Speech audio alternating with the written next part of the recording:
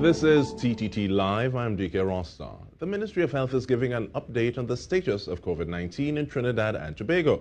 We're bringing you live coverage on TTT, Talk City 91.1 FM, and on Facebook at TTT Live Online. We go now to the Manager of Corporate Communications at the Ministry of Health, Candice Alcantara. Good morning. We are pleased that you have joined us again for the Ministry of Health's virtual media conference, which provides an update on the Ministry's COVID-19 strategy. Here to share the latest COVID-19 updates with us are the Honorable Terence Deyalsingh, Minister of Health, Dr. Roshan Parasram, Chief Medical Officer, and Professor Christine Carrington, Professor of Molecular Genetics and Virology at the University of the West Indies Faculty of Medical Sciences. I am Candice Alcantara, Manager Corporate Communication at the Ministry, and I will moderate this morning's media conference. We go straight to Dr. Parasram, who will deliver today's clinical and epidemiological update. Hi, good morning, Ms. Alcantara. Morning to Honorable Minister, morning to Professor Carrington, members of the media, members of the viewing and listening public. So I'll begin with the clinical update as of March 14, 2021. Data compiled as at 4 p.m. Total number of tests to date are now stand at 101,952,000.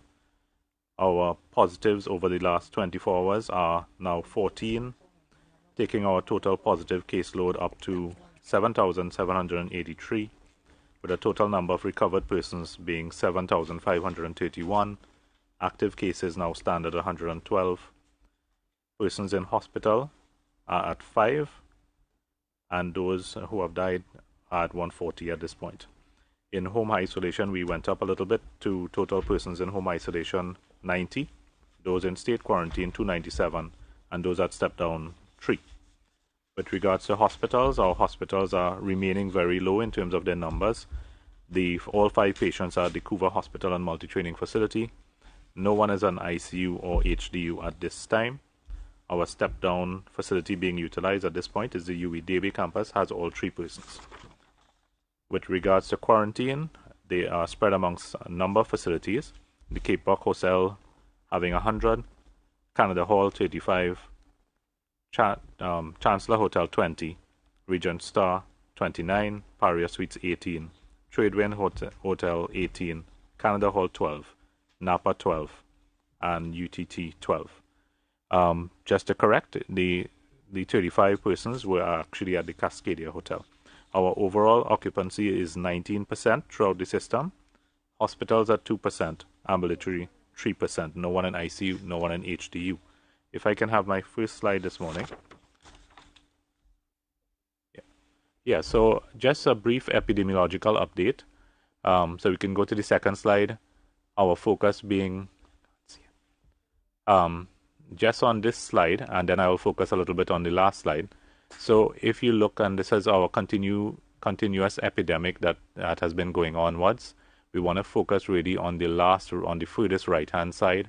And what we saw is that over the last 3 or 4 days, they have been reported over the last 24 hours. First we had 7, then we had a spike of 10, and now we have 14 over the last 24 hours.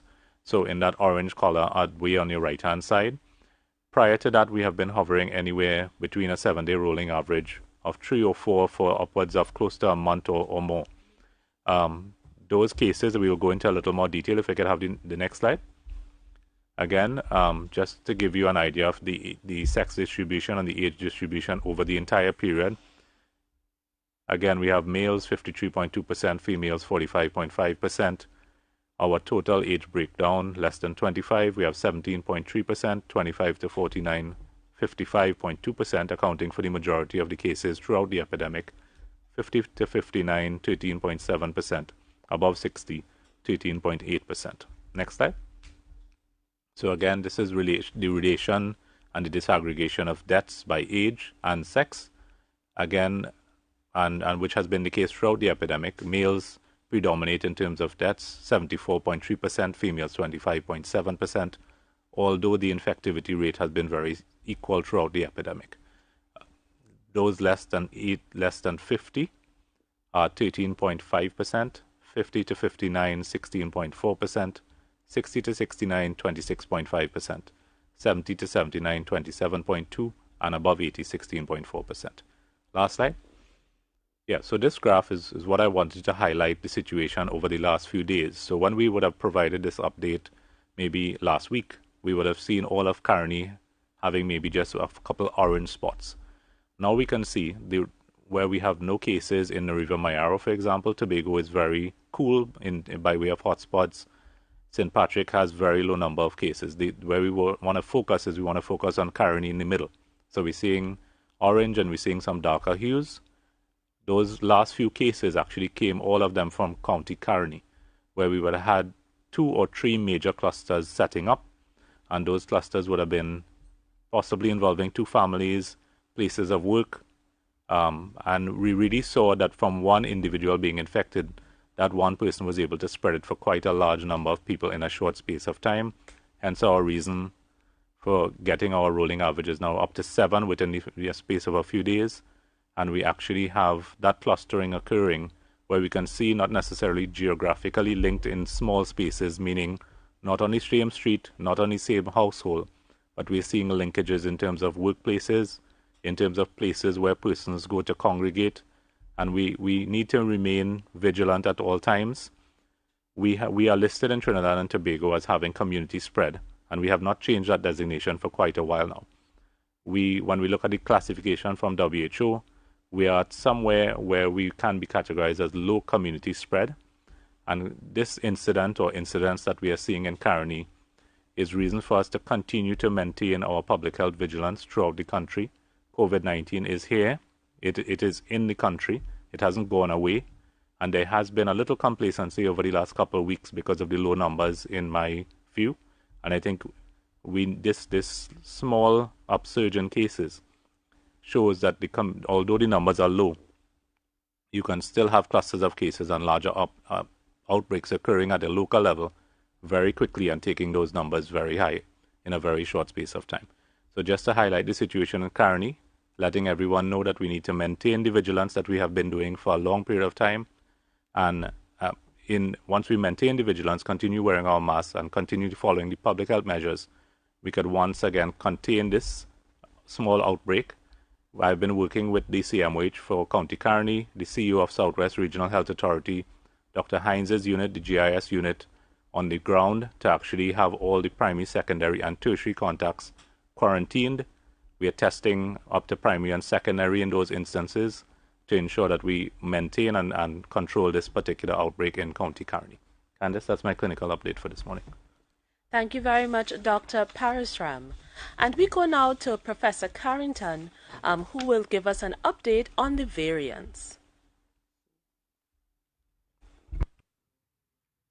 Thank you, Ms. Alcantara, and good morning to Minister Diyal Singh, Dr. Parasram, members of the media, and members of the viewing and listening public. Over the past year, there have been some amazing discoveries, scientific discoveries, that have led to us having a much better understanding of SARS-CoV-2, the virus that causes COVID-19, and on how to detect, treat, and prevent COVID-19 itself, the disease. But most importantly, we now have several safe and highly effective vaccines that are available around the world.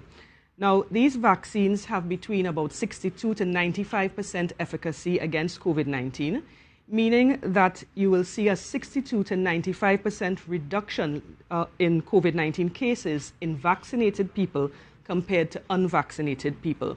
And that is across the spectrum of COVID-19 disease. So in that case, we're looking at very mild disease all the way to severe disease. If you consider only severe disease that results in hospitalization and death, then the vaccines are almost 100% effective. For example, in Scotland, they have shown that the risk of hospital admissions fell by 94% after the AstraZeneca vaccine was rolled out there. Also, very importantly, there is evidence that the vaccines prevent transmission. We're getting more evidence of that. And that means that it will prevent transmission from person to person. So that is a very important new set of information that we have. Now, as a result of all this, there's been a dramatic drop in the number of new infections, in the number of hospitalizations and deaths in vaccinated populations. However, one of the concerns that has arisen is the emergence of so-called variants of concern that either spread more quickly from person to person or result in reduced vaccine efficacy. And I'm going to focus on how those variants arise and their impact.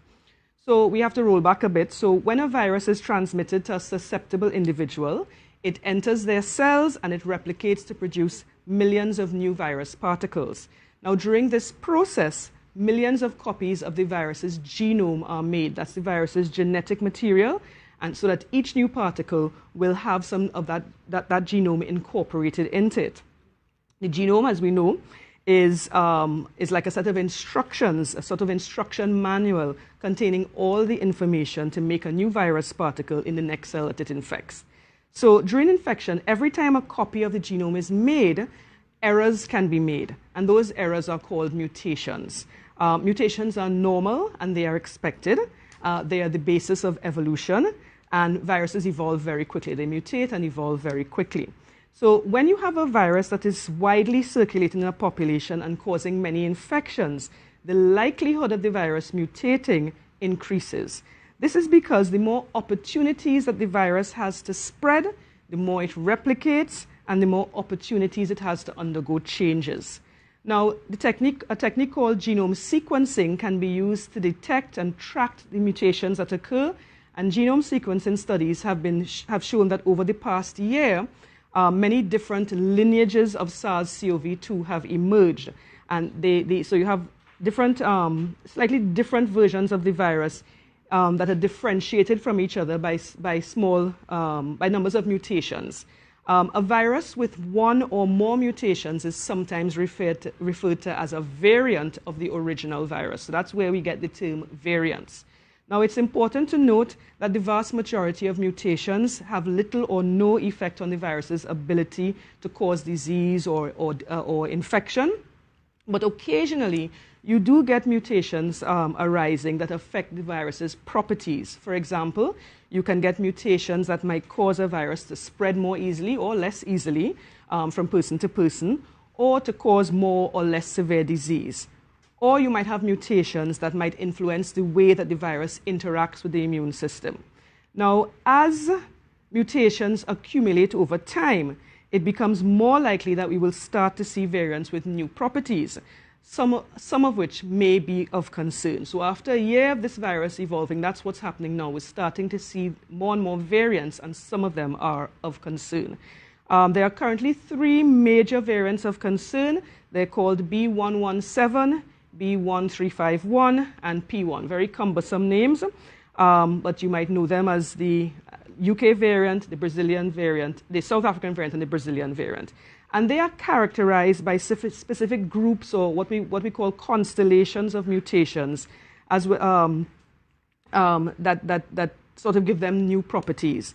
There are also a number of other variants that are under investigation, or they are of interest because they carry some of the mutations seen in the variants of concern.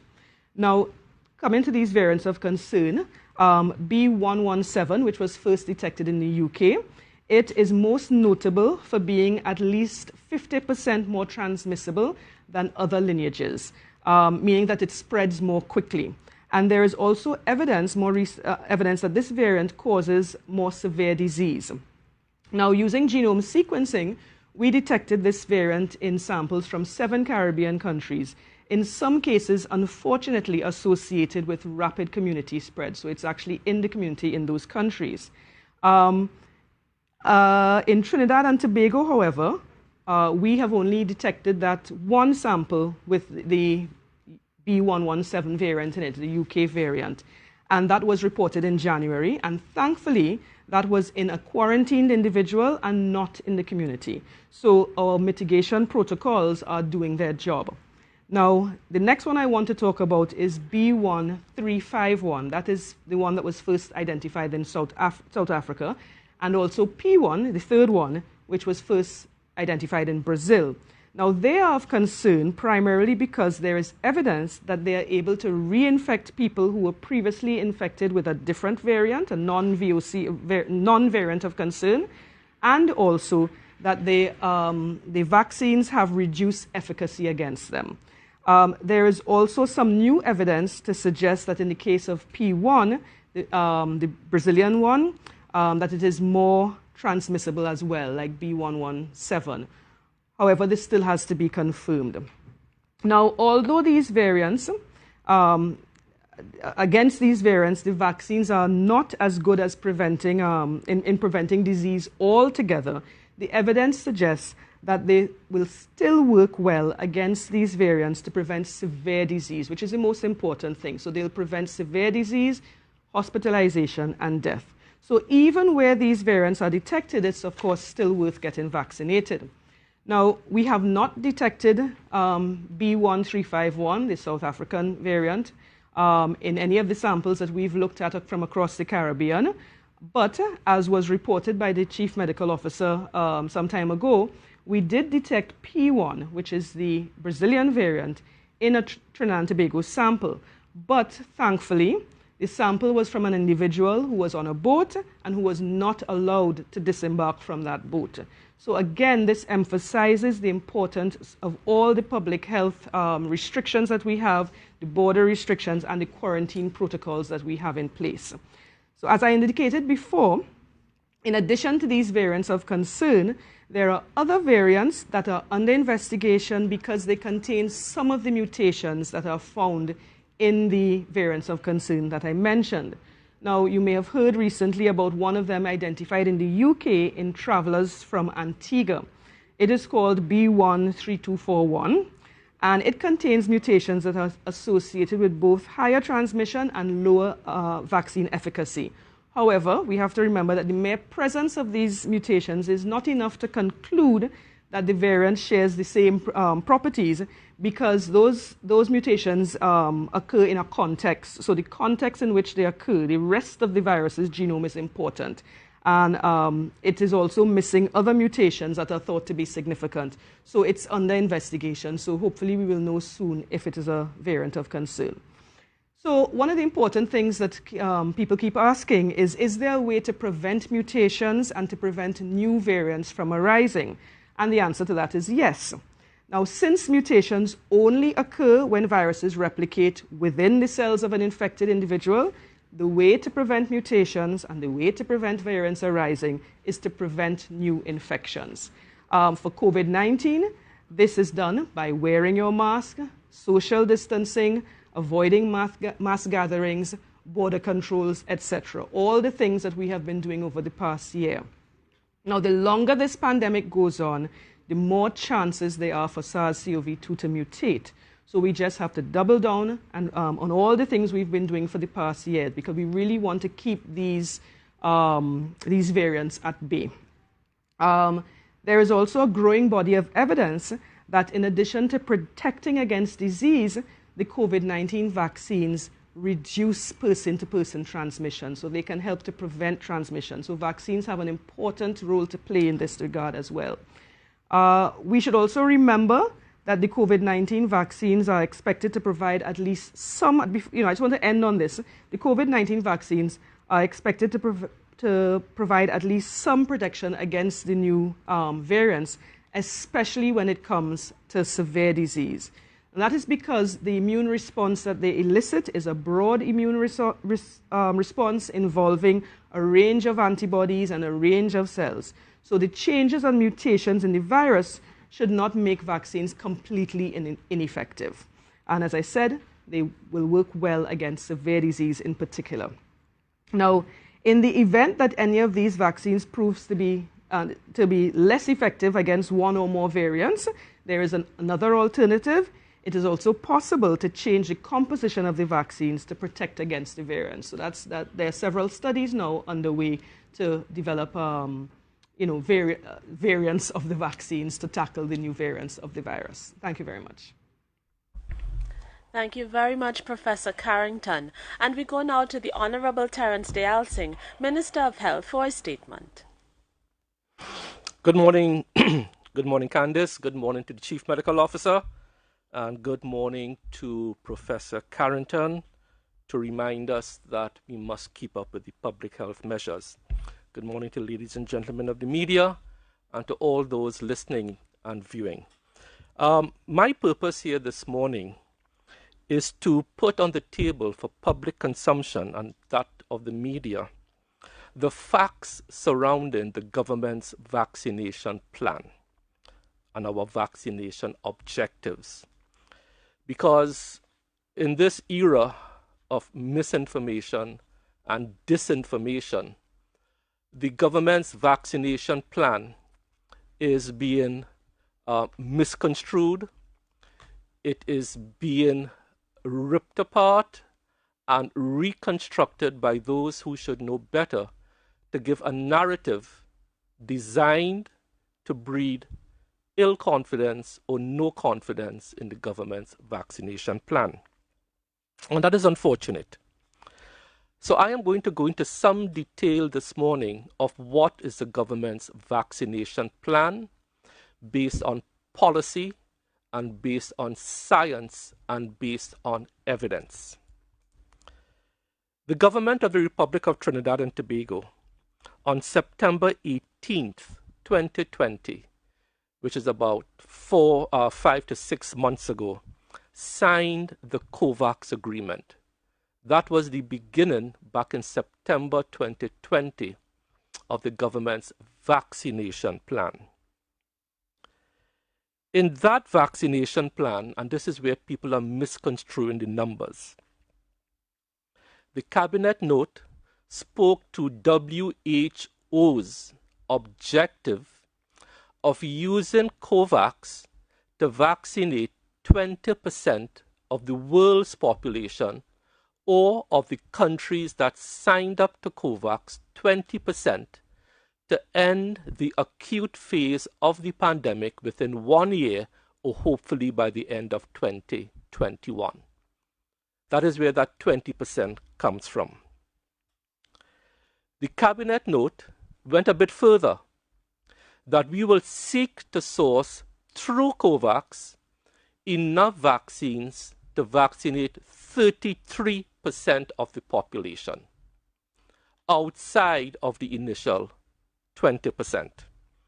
So 20% is 240,000 persons, 33% is just over, I believe, 500,000 persons. That is what the cabinet note spoke to on COVAX.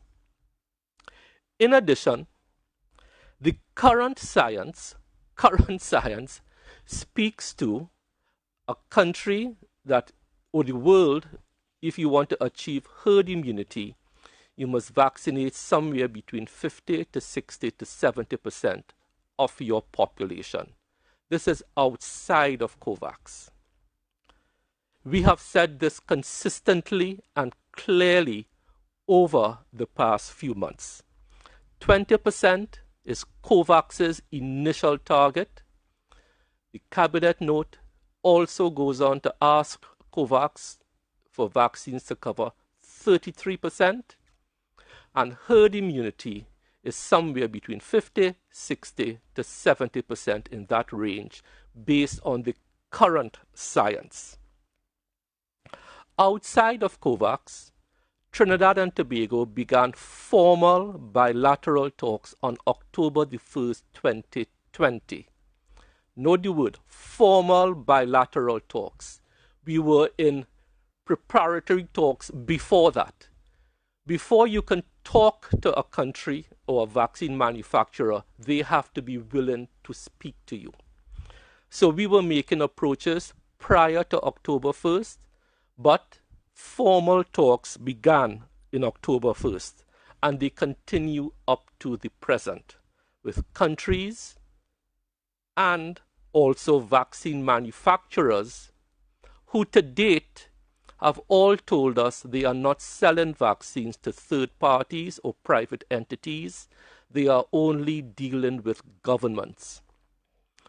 Other approaches are being managed through the CARICOM Secretariat, which manages the African Medicines Council's platform. So that is the negotiations. What is TT's vaccination plan? Because commentators and certain opposition leaders are pointing to other countries that have started their vaccination plan and why we have not started as yet. We have said from day one that Trinidad and Tobago, as per protocol, will only be allowing into the country vaccines approved by WHO once they get EUL or EUA, which is Emergency Use License or Emergency Use Agreement.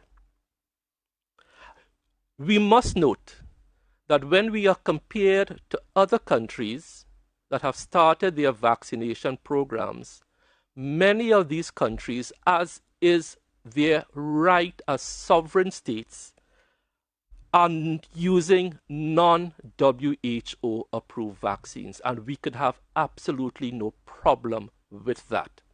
So we are not comparing like with like, we are comparing apples with oranges.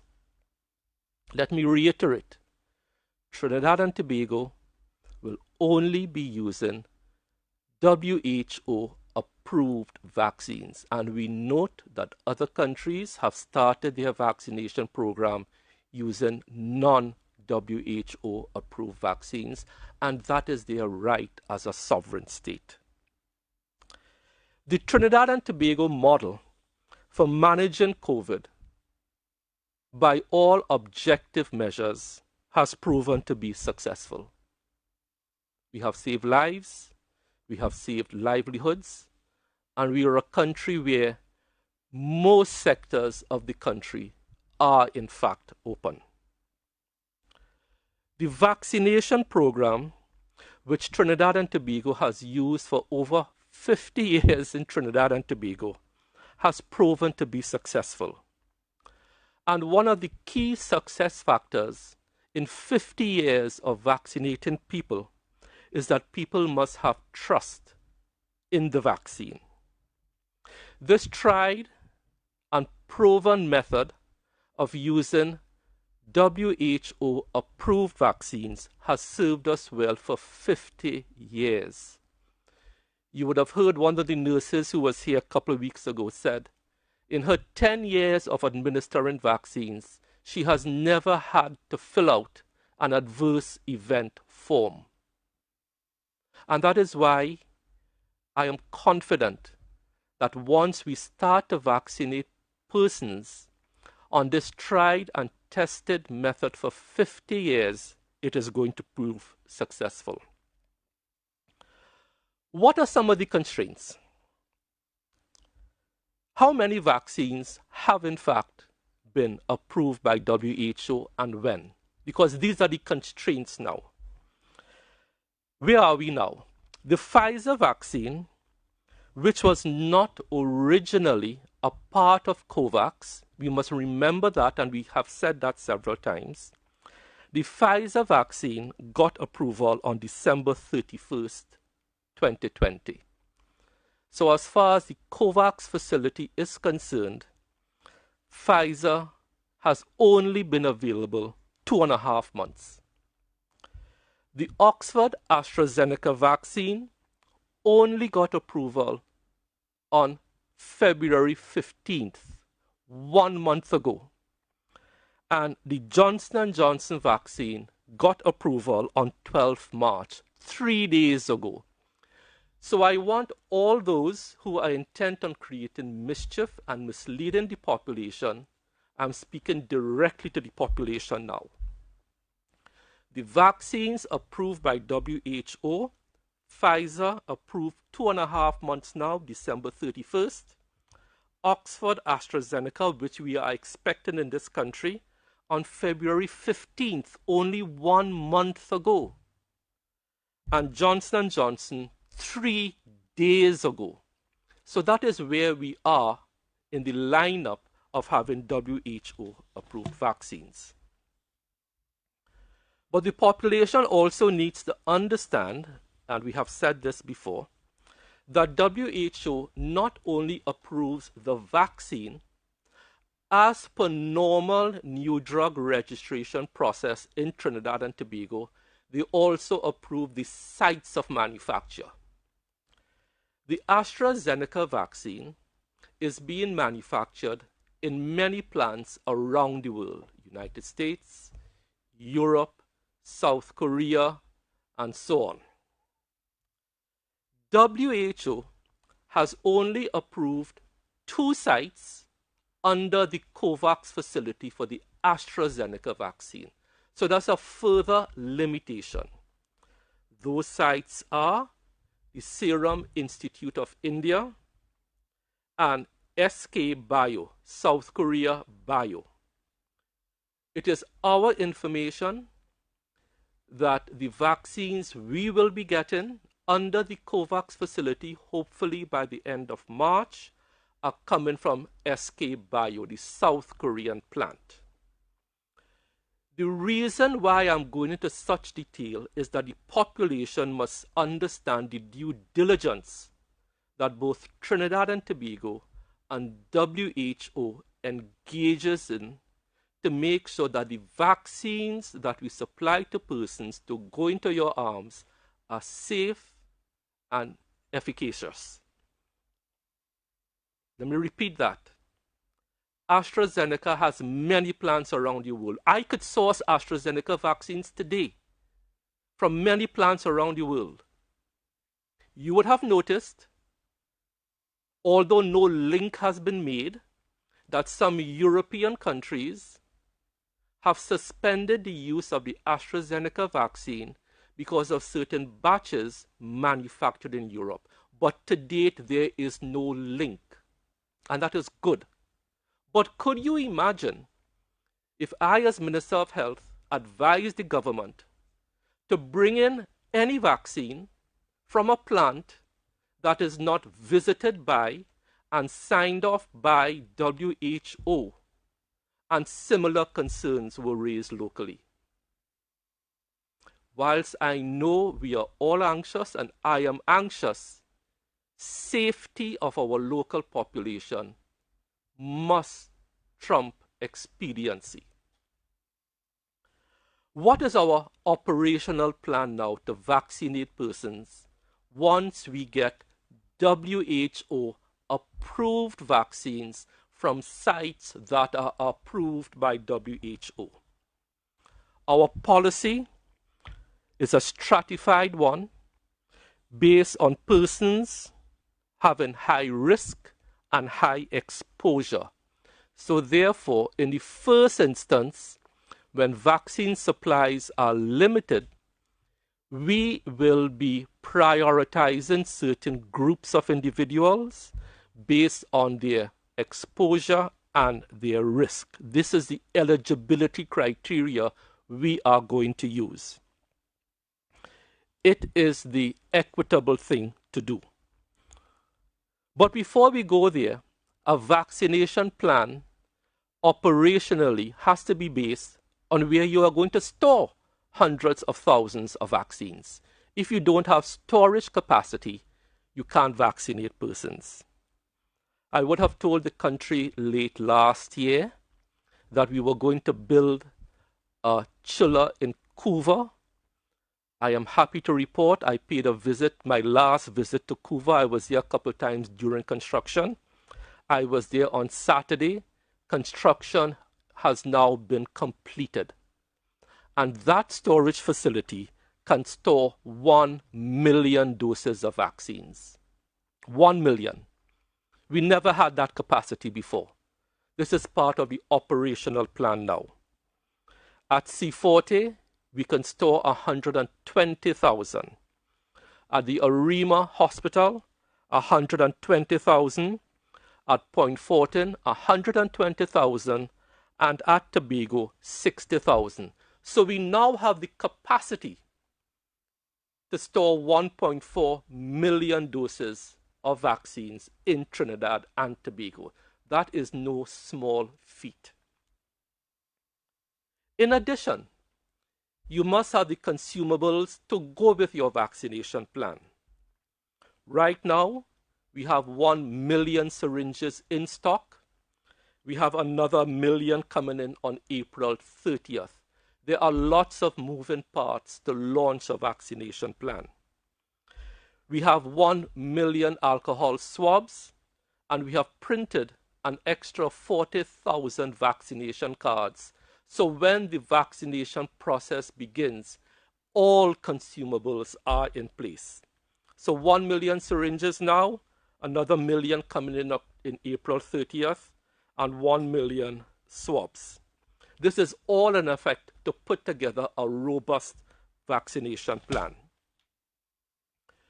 To vaccinate people, I would have gone into some detail about 2 weeks ago. We have already identified 21 vaccination sites throughout Trinidad and Tobago. I wouldn't list each one. We have it up on the Ministry of Health's website. But just to remind, they are distributed amongst the 5 RHAs as follows. Tobago RHA, 3 sites. ERHA, 4 sites. North Central RHA, 4 sites. Northwest RHA, 2 sites, and we are looking at possibly more. And Southwest RHA, 8 sites. So your vaccination plan is predicated on having vaccines, having consumables, and having the physical sites.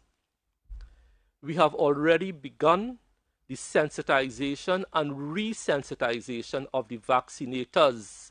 That is, the persons to administer the vaccinations. And we are engaging more HR personnel. Our IT platform to manage this is up and running, and we have repurposed our hotline so that once we start to vaccinate persons, you have a hotline dedicated to that. Many people are asking, when will I be vaccinated? So, based on the policy, and everything must be driven by policy, science, and evidence. Based on the policy, science, and evidence, we are vaccinating people, as I said before, based on high risk and high exposure. So, in phase 1, which has begun to a certain extent with the gift from Barbados, we have vaccinated to date 1,113 or 120 frontline healthcare workers. But when we get in that shipment of 33,000 odd, hopefully by the end of March, we continue that. Then we vaccinate the elderly in the long-stay homes. We have already received permission from them to vaccinate roughly, I believe, 987 CMO, thereabouts. Let's just say 1,000 to round off the figures, because they are high risk, high exposure. And then we start to vaccinate those with NCDs, non-communicable diseases, because, as the science and the evidence will tell you, the vast majority of the 140 persons who have died have comorbidities like diabetes and hypertension. So you will get the most bang for your buck if you go after these 3 initial categories. In phase 2 of the vaccination plan, we go after essential workers, as I have indicated before. And the list is not exhaustive. I will just give you some idea who we consider essential workers. These are persons that keep the organs of state and the organs of the country alive and well. So frontline police, Coast Guard, Army, the teachers who are out, not all 13,000 teachers, but the teachers, high risk, high exposure, who are now out in classrooms, forms 4, 5, and 6. Immigration, customs, they interface with people, and so on. Parliamentarians, local government councillors, local government practitioners will be under the rubric of essential workers. And to show you how we make the distinction, I was on a radio program last week, and somebody was asking about security guards. High risk, high exposure. A security guard in a hospital versus a security guard managing a warehouse in an industrial complex, who is not exposed to the public. You would give your last dose to a security guard in a hospital setting versus a security guard in an industrial complex. So the principle is high risk, high exposure.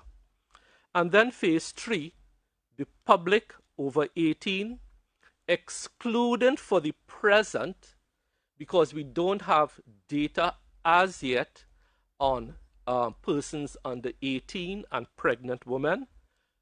Trials are continuing with that. We have already identified some mass vaccination sites, and that is when we will engage NGOs like the TTMA and other NGOs to vaccinate persons in the public domain, regardless of risk and regardless of exposure.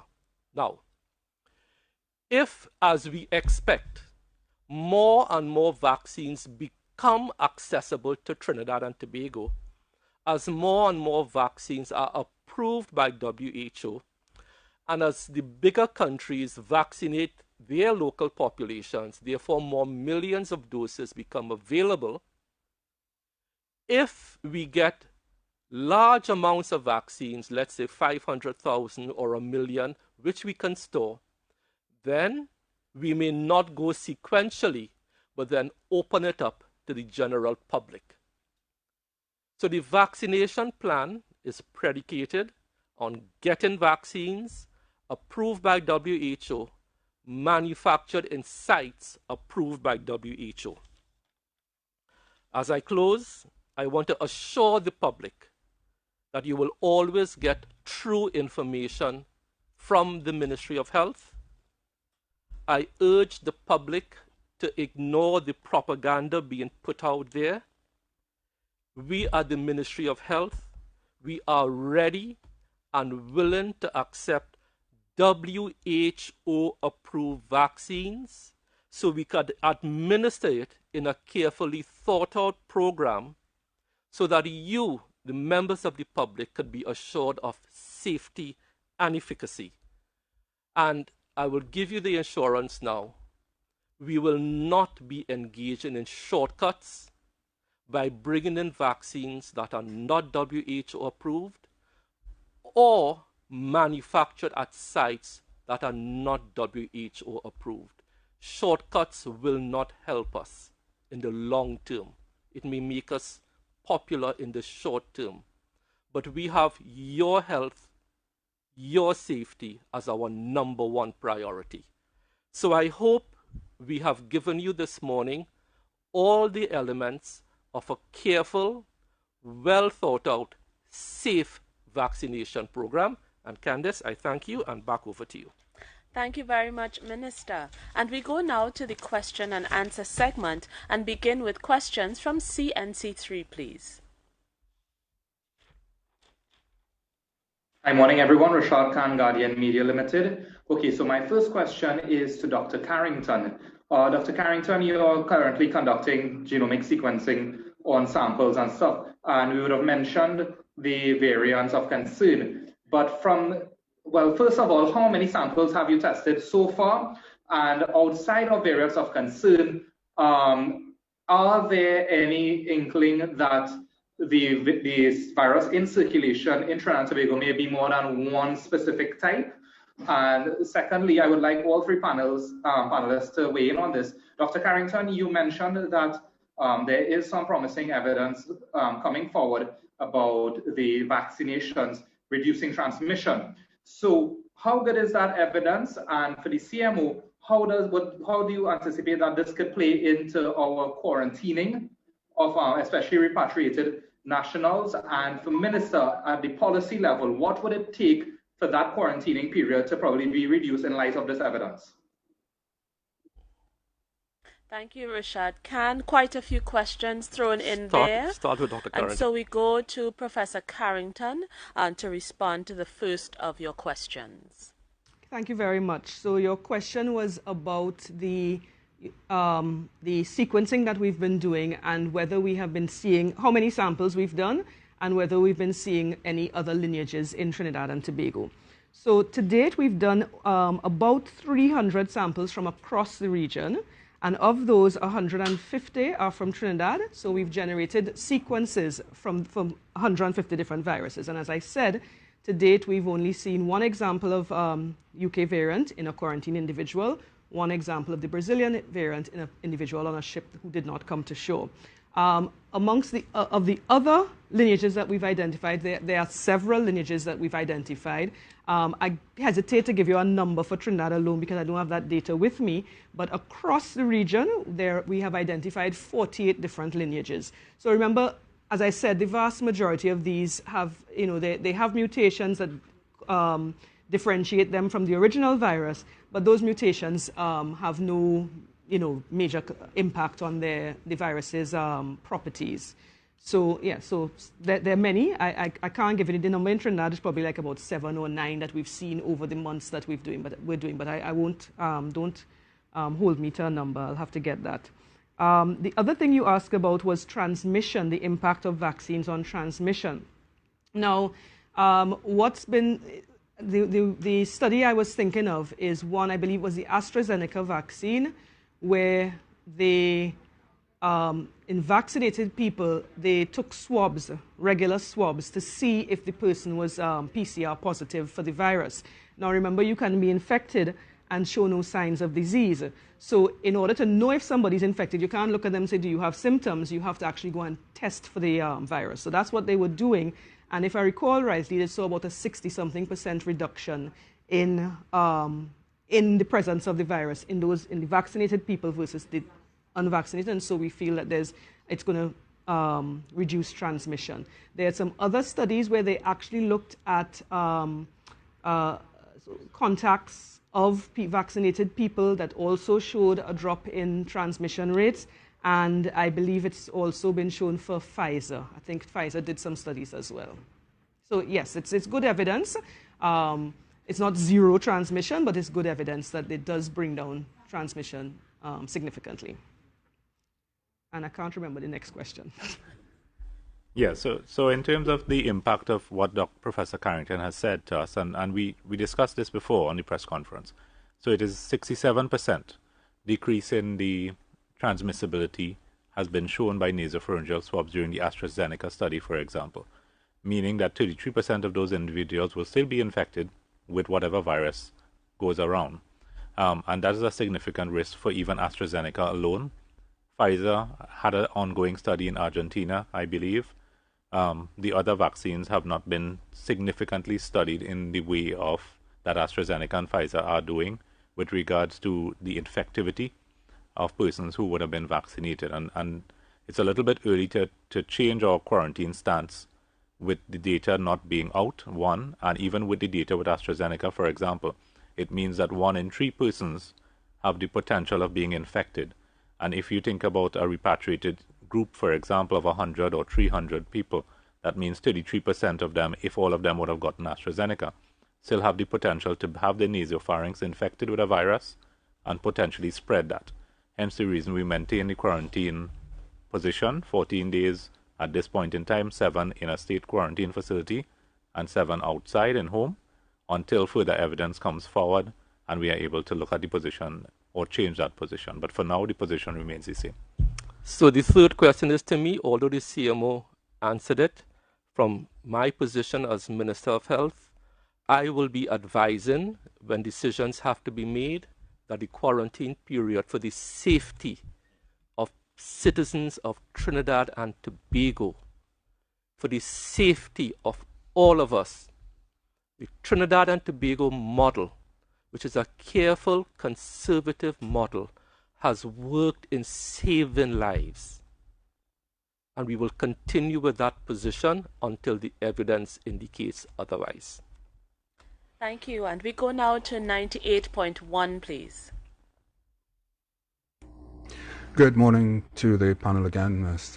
Candice Alcantara, Minister Dialsing, Professor Carrington, and of course the other member of the panel, Dr. Parasram. Stephen Cummings here, 98.1 FM. My 2 quick questions, one for Minister Dialsing and the other for Dr. Parasram. I begin with Minister Dialsing. Minister, you gave a very comprehensive, I think, report there on the plan and the vaccine rollout.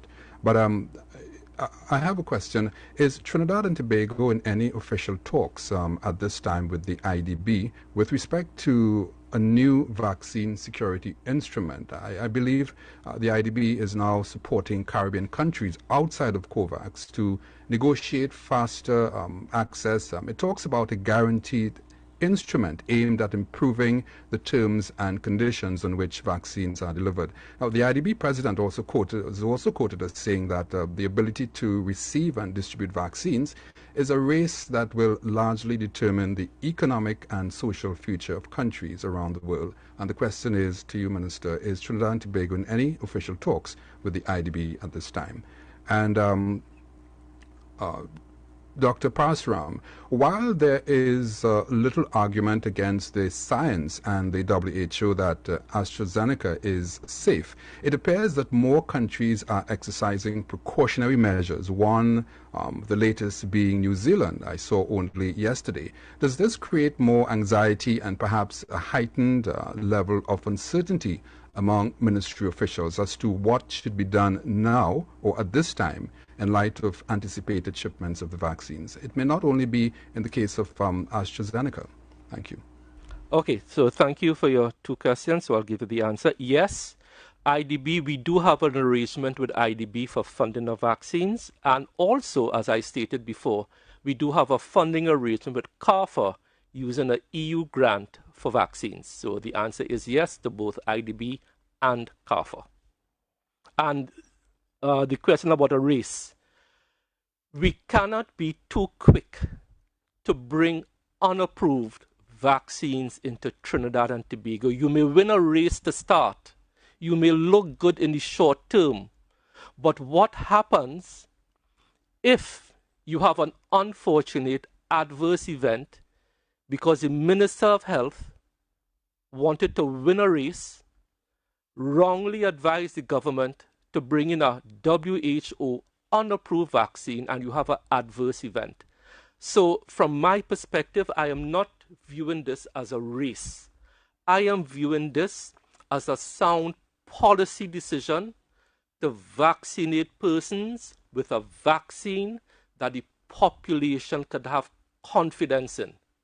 Right? So I hope that answers your question, Mr. Cummins.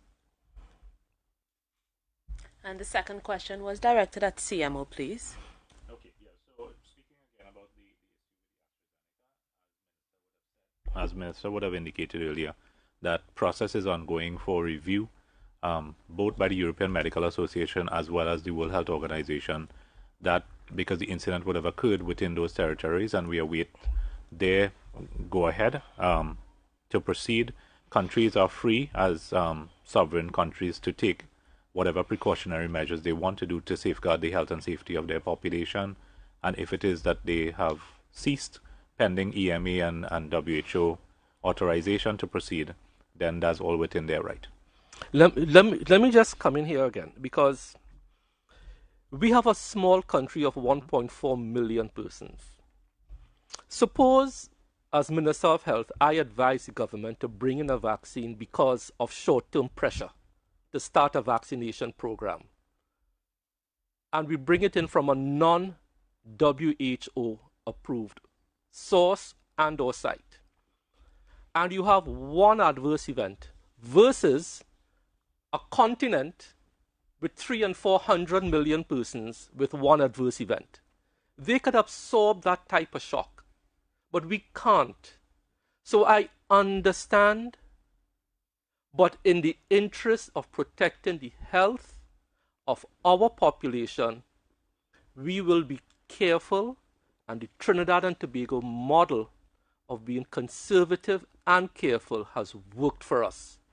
Let us continue treading a very straight and narrow path as we start our vaccination program within 3 to 5 days once the vaccines are in Trinidad and Tobago, so we could all have confidence in the vaccines. Thank you. And we go now to Wired 868, please. Hi, good morning, everyone. Fiola Bostic, Wired 868.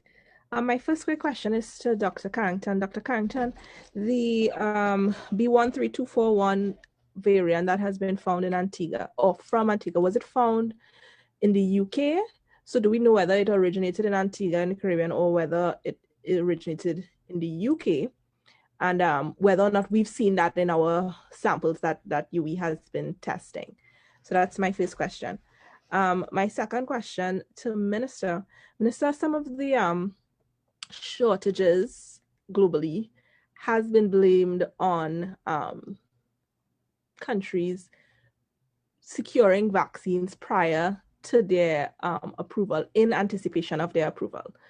Are there any vaccines that we can identify that possibly we may not start rolling out, but we can order before approval is found? Thanks.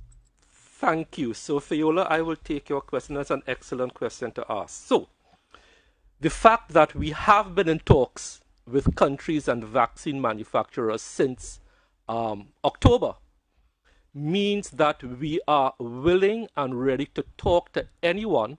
However, the final hurdle, as we have told everyone, is that your vaccine must be WHO approved.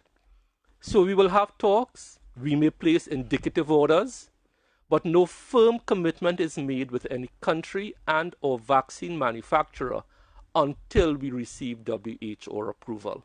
Okay? So I hope that answers your question. Thank you, Minister. And we go to Professor Carrington to respond to the other question. Thank you so much. So your question is about the variant that was found in the UK recently that was associated with travelers from Antigua. So yes, it was detected in the UK, and it was detected in people who had traveled to Antigua. So so far, we have only received 4 samples from Antigua. 2 of them were from December, 2 of them were quite recently. Of those 4, I think 1 from December and 1 recently yielded, we got good test results, and neither of them were variants of concern.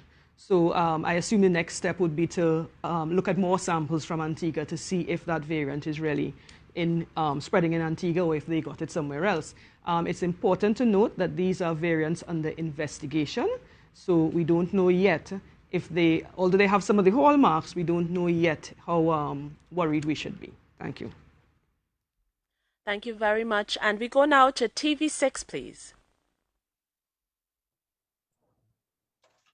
Hi, good morning. Alicia Boucher from TV6 here. I have 2 questions. The first one is, Minister, I'm not sure, or Dr. Parasram, if you can,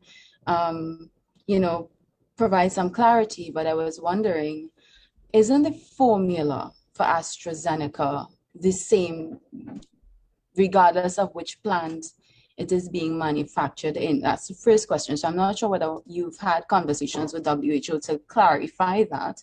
And the second question is, it was a few weeks ago, I believe, Minister Dialsing, both you and the Prime Minister indicated that the reason why you were sticking to WHO, well, one of the reasons is that if you go outside of that and something happens, the country could be in a lot of litigation. And I was wondering, given that WHO did approve the Pfizer vaccine and we did see some adverse reaction in some persons, should something similar happen with a vaccine that we bring in, what does that WHO guarantee give us in terms of litigation? Is it that you could litigate against the WHO? What difference is it as opposed to bringing in a vaccine that's FDA approved in terms of possible litigation? Thank you. So thanks for asking the question. You may recall when I was here, not last Saturday, the Saturday before, when I explained the steps that we have to go through as a country to access vaccines through COVAX. I gave you all the steps, and I said one of the steps was an indemnification agreement, which Cabinet had to sign off on. And that answers your question. Sourcing vaccines for Trinidad and Tobago for COVID is not a simple thing like sourcing paracetamol, which has been manufactured for 100 years, and you have 1,000 manufacturers, and you have all of these things in place.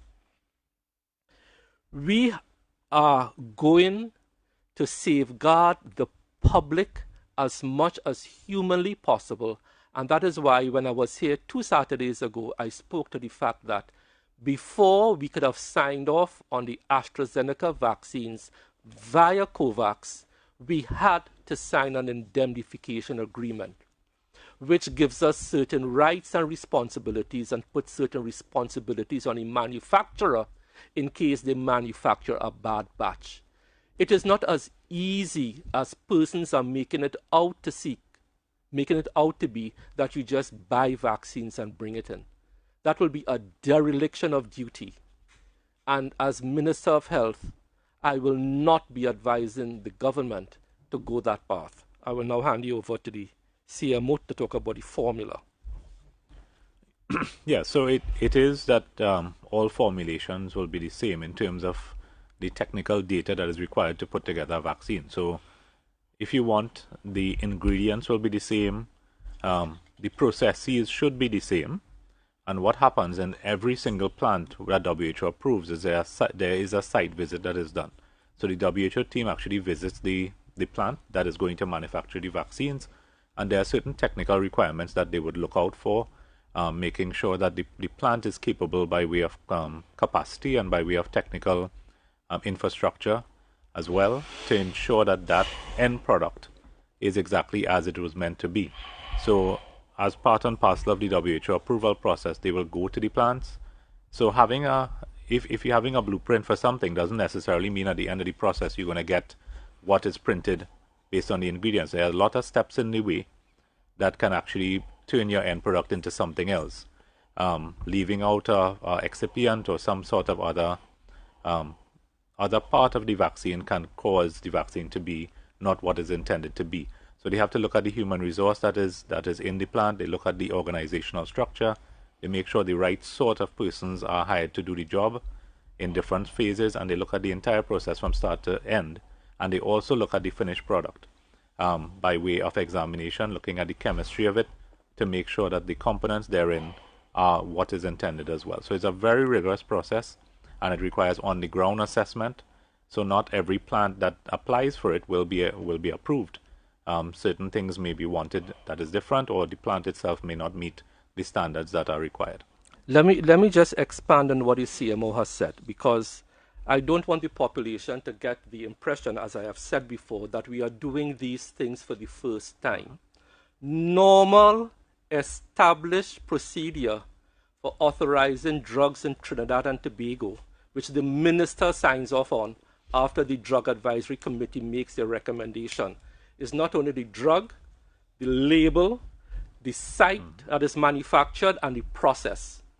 There is something called in the manufacturing world GMP, good manufacturing process. Because you have a formula, it doesn't mean that all sites adhere to the formula. And every time a local agent has a drug that is now being manufactured at another site, they have to make a supplemental application to Chemistry, Food and Drugs that the minister signs off on, that this new site is certified. If a label is changed, they make a supplemental application for change of label.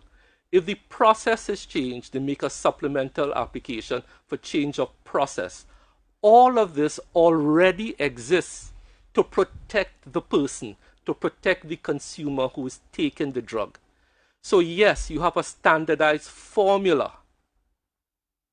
Let me use a local example. I could give 3 people the same formula to make black cake or pancha creme. But different people do things differently, add different things in different sequences. Having the same formula does not mean that you will get the same end product. So, to answer your question again, we not only approved the formula, you also have to approve the process and the plant, as we currently do. And I sign off on change of plant, change of label, change of process, well, not every day, whenever a local drug manufacturer makes that application. All of this is to ensure safety of the drug being used, and the same will apply to vaccines. But that was an excellent question to ask, and I thank you for it. Thank you. We go now to ACP News, please. Hi, good morning. Praya Bihari, acpnews.com.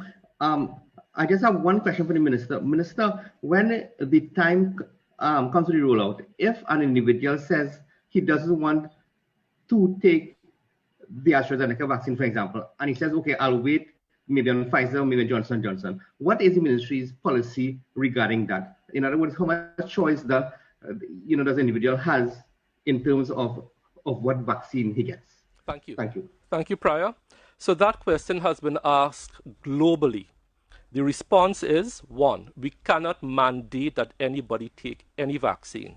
However, at this stage, because of how things are uncertain, the advice to people is a bird in the hand is worth two in the bush. The advice is, if a particular vaccine is available to an individual, take it now, because the global supply chain is so uncertain at this time. If you have a vaccine of choice, you may or may not get it. So Prior, that is a question that's been asked globally, and the global advice is take it while you can get it. Okay, thank you very much. Thank you very much, Minister. And we're close to the end of time, so please, 2 brief questions from Express. Good morning, Kim Bodram from the Express. Minister, I want to ask you to maybe repeat yourself a little bit and go back and just tell us again, when it comes to the actual negotiations, the people or the agencies doing the speaking to, not just WHO and COVAX, but the actual companies themselves. Can you remind us who are the people and agencies involved that do the negotiating and the contacting? And also, is there any room or any consideration, and if this happened already, please forgive me, the feed was a little bad, in terms of another body being added on or an entity to do that negotiating as well, so that government could maybe pursue it as aggressively as possible, be as omnipresent as it can be on the world market, looking, searching, securing. I hope I asked that as sensibly as I could. Thank you. Yes, Kim, you asked it very sensibly. So vaccine manufacturers and or countries have stated that they will only deal with governments at this point in time. They are not selling to or dealing with third parties, even though they have a local distributor in country. So if you are pursuing bilateral talks with any vaccine manufacturer, they are not speaking to a local distributor. They are only speaking to governments. The 2 entities that represent the government in talks are the Ministry of Health and the Ministry of Foreign and CARICOM Affairs. Vaccine manufacturers have made it clear at this point in time they are only dealing and negotiating with and or selling to governments. No third party, no local agent, and they will not entertain anyone except a bona fide representative of a government. So that was a very, very well put, Kim. Thank you very much, Minister. We have come to the end of today's media conference. And just a reminder, please continue to follow the 3 W's. Wash your hands, watch your distance, and of course, wear your mask.